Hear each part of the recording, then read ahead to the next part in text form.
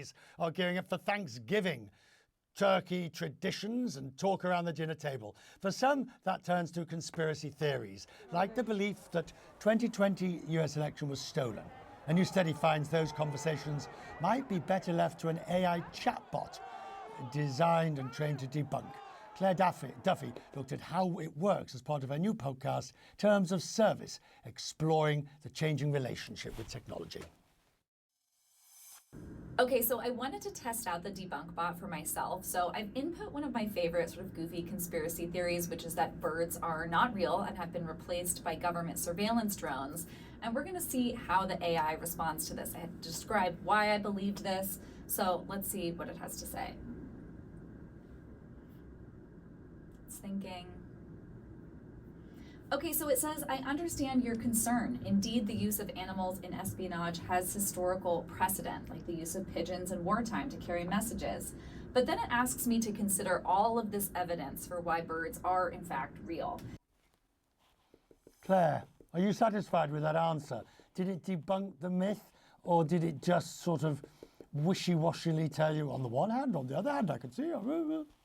It gave a lot of really important, and I think, to me, convincing points about why birds are indeed real. It talked about the diversity of birds and how hard it would be to replace all of them with robots. It asked, how would you charge all of those robot bird drones?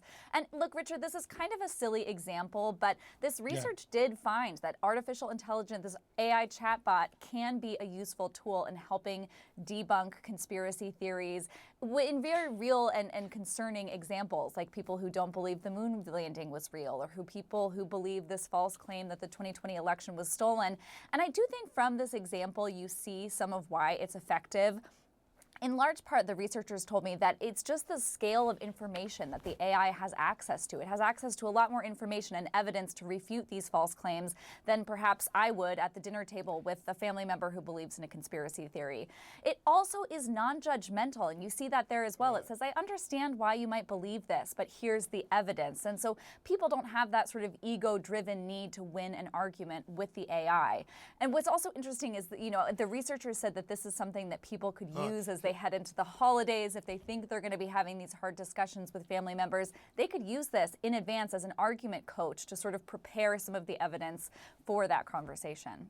It also depends, of course, upon both parties accepting the authenticity and the scholarship of the AI. I wouldn't believe Meta's. Oh, I'd only believe ChatGPT's. Oh, no, you can't trust that one. I think that's the biggest question if they want to move this beyond sort of this research experiment phase that it's in right now, is how do you get people to trust the artificial intelligence? The researchers said that people mostly went in, and if they believed in artificial intelligence before, they were convinced, and if they were skeptical of AI before, they maybe weren't as convinced of the outcome. Right. The other thing I think the big question is, how do you get people to engage with the tool that they know is going to challenge these deeply held beliefs? And right now this is an experiment tool, but I think if they want to make this something that really is helping people in the future, that's going to be a big challenge that they're going to run up against.